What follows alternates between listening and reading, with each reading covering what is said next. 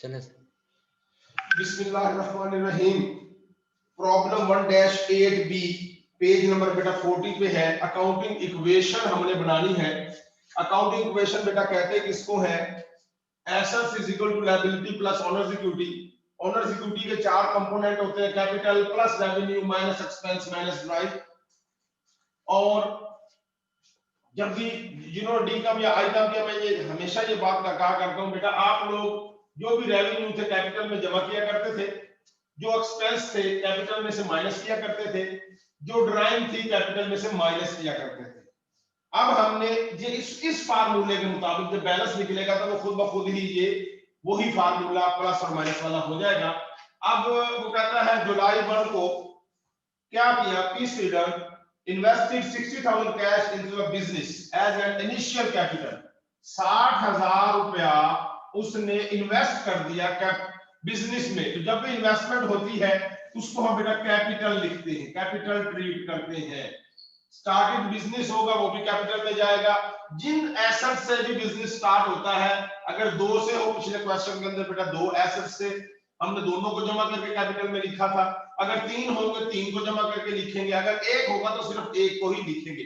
अब उसके बाद 2 तारीख को वो कहता है rented office space and paid 500 cash for the July rent. उसने बिल्डिंग किराए पे ली हुई थी, उसका रेंट अदा कर दिया 500 जी।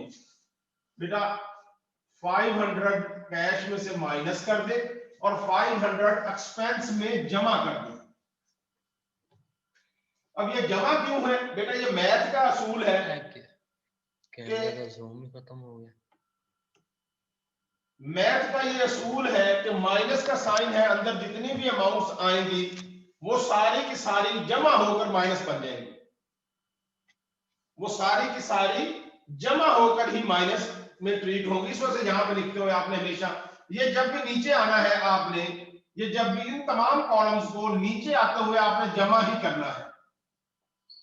ये तकरीबन सारे के सारे फिर जब फार्मूला होगा कि plus capital plus revenue minus expenses minus drawing, वो खुद ब खुद ही वही बैलेंस हो जाएगा। ये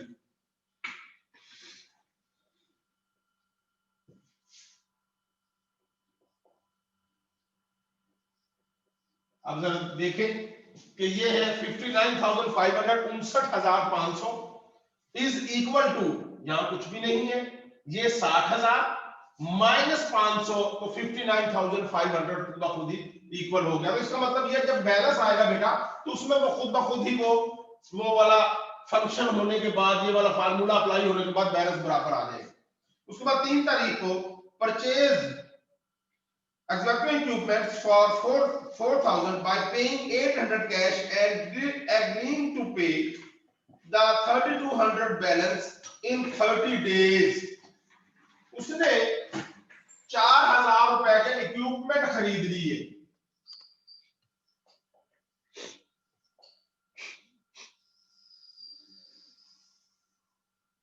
बेटा 4,000 रुपया हमने यहां पर जमा कर दिया। जो चीज इंक्रीज होगी, जो चीज हमारे पास आई, 4,000 रुपया बढ़ गया, हमने यहाँ पे जमा कर दिया। और उसने कहा कि उसने जो है 800 रुपया कैश दे दिया।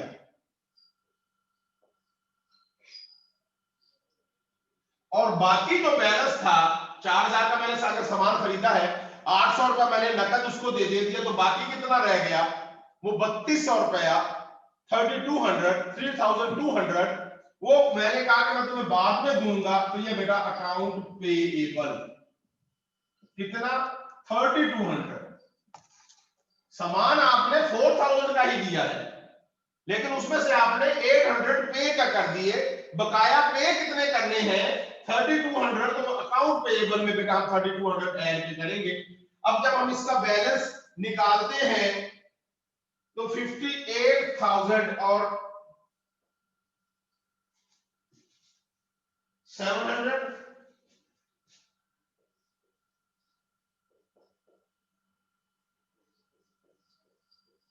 4,000 3,200 60,500। अच्छा, उसके बाद 6 तारीख को purchase office supplies for 500 cash. अब उसने एक और चीज ऑफिस सप्लाईज खरीद ली कैश के बदले में, नकद। कितने की ऑफिस सप्लाईज उसके पास बेटा बढ़ गई 500 की। ये इसमें प्लस, ये बढ़ गया, ये प्लस। कैश उसने अदा कर दिया 500, इसमें से माइनस, उधर हम इसको लेकर ही नहीं जाएंगे, बैलेंस निकाल लें।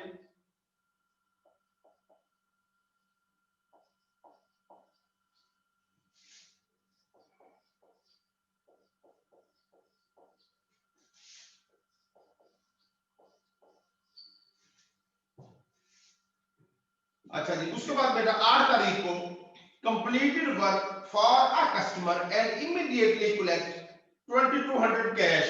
अब जरा याद रखिएगा, जब भी उसने कोई काम करता है और फौरी तौर पर कैश, अच्छा पहले तो देखें कितने का उसने काम किया बेटा 2200 रुपए का, और फौरी तौर पर उसको मिल गए तो प्लस 2200 कैश उसके पास बढ़ गया, पहले की निस्बत से हमने ऐड कर दिया।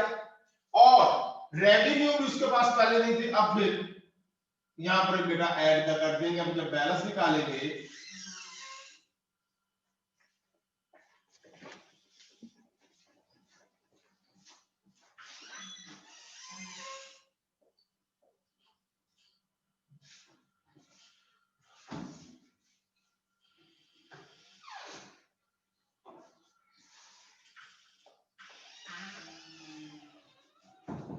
अब जी, उसके बाद बेटा 10 तारीख को purchase 3800 of office equipment on credit. उसने फिर परचेज कर लिए 3800 रुपए के ऑफिस इक्विपमेंट। क्या, कैसे खरीदे? ऑन क्रेडिट या ऑन कैश? ऑन क्रेडिट, उधार खरीद लिए। तो ये बेटा अकाउंट पेबल में भी 3800 जमा हो जाएंगे, बैलेंस निकाल लें।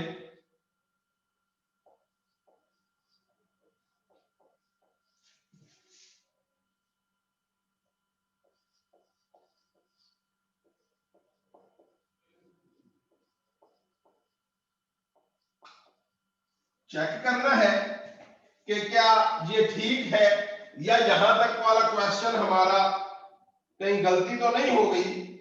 तो आप बेटा जमा कर लें 60,400 जमा 7,800 7800 जमा 500 68,700 आ गया। अब 7,000 प्लस 60,000, ये देखें प्लस, ये प्लस का साइन है, यहां भी प्लस का साइन है, 2200 माइनस 500, ये देखें 68,700, तो यहां तक बराबर है। अच्छा जी, उसके बाद बेटा 15 को completed work for a customer on credit in the amount of 2400। अब किसी का काम किया और उसने पैसे नहीं दिए, उधार हमने काम किया है। जब उधार काम किसी का करेंगे अकाउंट रिसीवेबल, जब किसी से कोई काम ये चीज धार लेंगे अकाउंट पेएबल। कितने का? 2400 का। अकाउंट रिसीवेबल में बेटा 2400 ऐड कर दे और रेवेन्यू में भी 2400 ऐड कर दे।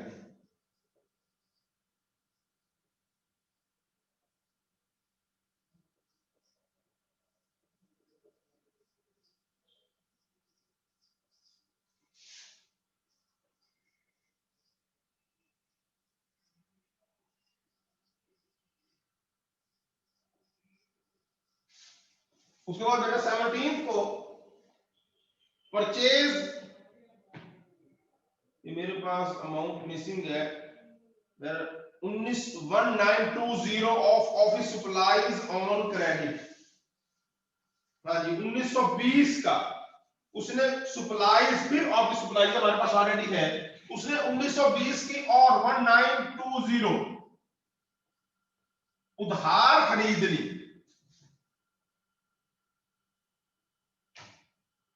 हाँ जी, उधार, फिर बेटा तो मेरी लायबिलिटी फिर बढ़ गई, यहां पर भी 19200 ऐड कर दें।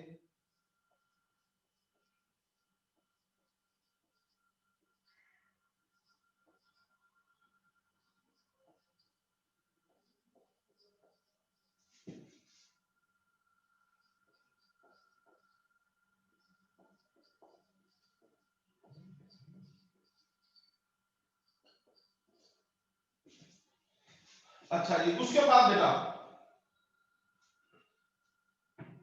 23rd को पेड कर दिए 3800 cash for the office equipment purchase on July 10। ये देखेंगे, जो हमने ये वाला उधार खरीदा था, ये वाला इक्विपमेंट, उसकी हमने पेमेंट कर दी, पेमेंट कर दी। अच्छा, मैंने पहले भी कई दफा लिखता हूं बेटा, एक तो बात, जब भी जहां पे पेड कैश लिखा हुआ हो, आपने माइनस कर देनी है अमाउंट कैश, दूसरी जगह देखनी है कि क्या होना है। जहां पर रिसीव्ड कैश लिखा हुआ हो, आपने कैश में जमा कर देना है, दूसरा इफेक्ट देखना है कि कहां पे होगा। अब यहां पेड कैश है कितना, 3800, बेटा माइनस कर दे कैश में से और लायबिलिटी में से भी माइनस कर दे।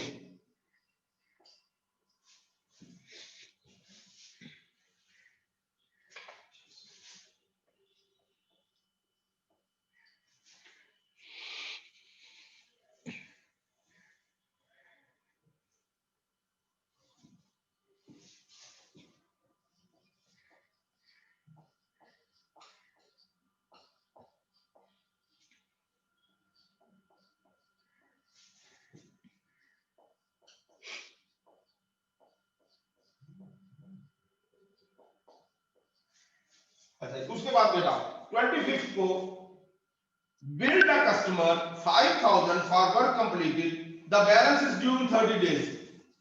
बिल्ड अ कस्टमर, कस्टमर को सिर्फ बिल भेज दिया, कहने का मतलब ये है कि मैंने उधार काम किया है, उसको बिल भेज दिया है। ये यही इसी के साथ की एंट्री है 2400 वाली। अब कितनी अमाउंट है, अब है बेटा 5000, मैंने जो काम किया उसको बिल भेज दिया कि अब आपने मेरे इतने पैसे और अदा करने हैं, अकाउंट रिसीवेबल में जमा, और बेटा रेवेन्यू में भी इसको हम जमा कर देंगे।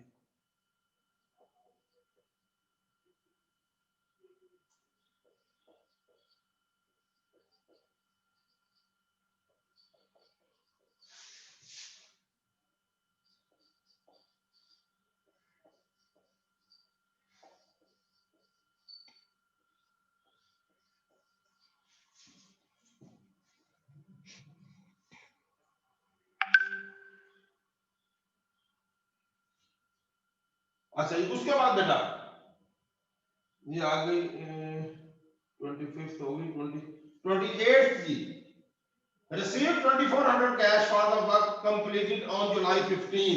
ये वाला जो काम हमने किया था, इसके पैसे हमें मिल गए, ठीक है। तो रिसीव्ड कैश हो गया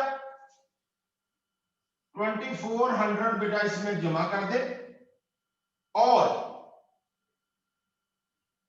आप जब इसको 2400 जमा करेंगे, किसके बदले में मिला है, ये वाला, तो यहां से 2400 जो है आप माइनस कर दे बेटा, इधर कोई इसका इफेक्ट क्यों नहीं है, ये दोबारा देख ले। जब मैंने किसी का काम किया, मैंने उसको उधार वाले खाते में अकाउंट रिसीवेबल बना लिया और रेवेन्यू बना लिया, रेवेन्यू में बना चुका हूं। अब जब मैंने दोबारा वो वाले पैसे मुझे मिलेंगे, तो ये यूं समझ ले कि ये mister A B C D में से किसी का नाम है, उसमें मैंने उससे इतने पैसे लेने हैं इस वक्त। 2400 का पहले काम किया था, 5000 का फिर काम किया, 7400 ले लेने हैं। उसमें से मैंने 2400 अगर 2400 ले लिए तो मैं माइनस कर दूंगा, कैश में जमा कर दूंगा, उधर इफेक्ट नहीं होगा। रीजन ये है कि उसको एकदम हम ऑलरेडी रेवेन्यू बना चुके हैं।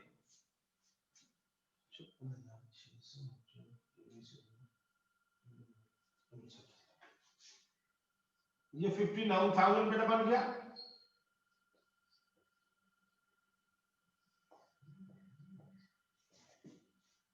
ये 5000 रहेंगे, उधर वही बैलेंस का बैलेंस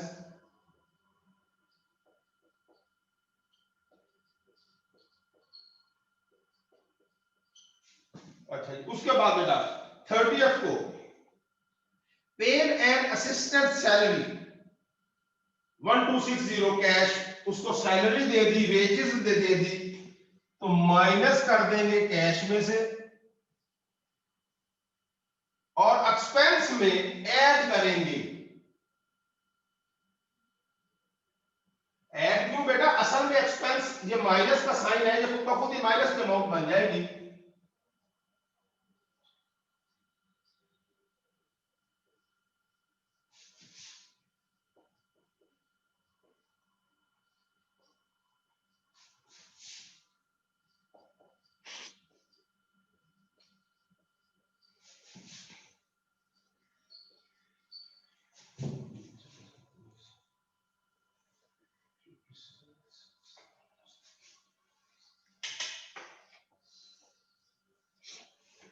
उसके बाद बेटा 31st को पे 260 कैश यूटिलिटी बिल, ये भी वही है, सिर्फ एक्सपेंस का नाम बदला है। 260 माइनस 260 एक्सपेंस में बेटा 260 फिलहाल ऐड करेंगे।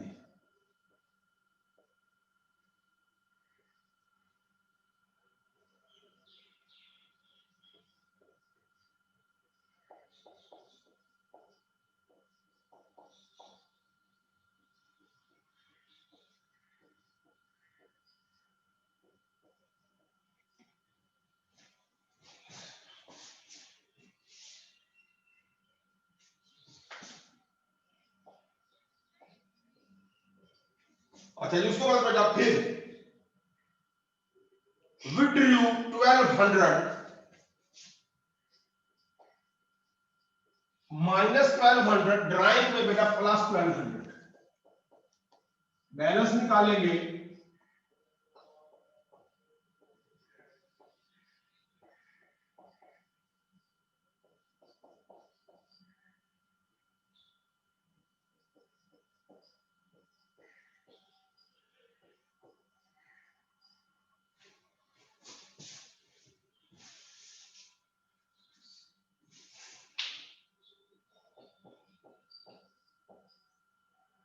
अब बेटा ये एंड हो गया जी क्वेश्चन। अब आपने जमा करना है, ये देखें, कैश 56,280 जमा, इक्विपमेंट 7800 जमा, ऑफिस सप्लाईज 2420 जमा, account receivable 5000।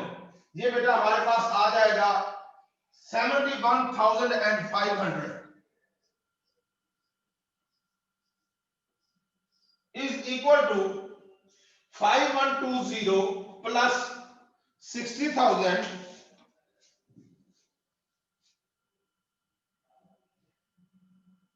5120 plus 60,000 plus 9600 minus 2020 minus 1200 71,500।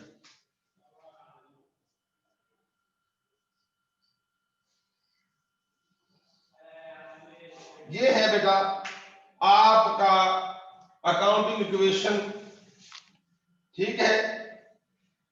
इसी के बाद इसी अकाउंटिंग इक्वेशन की हम बनाएंगे कि इसका अगर वो मांगता है ऑनर्स इक्विटी निकाले, स्टेटमेंट ऑफ ऑनर इक्विटी, ठीक है। उसका फार्मूला है वो मैं कल वाले लेक्चर में आपको इंशाल्लाह वो करवाऊंगा कि वो क्वेश्चन कैसे होगा, उसकी इनकम स्टेटमेंट, उसकी बैलेंस शीट, ये वाले कल वाले क्वेश्चन में होंगी। थैंक यू जी, जज़ाकल्लाह।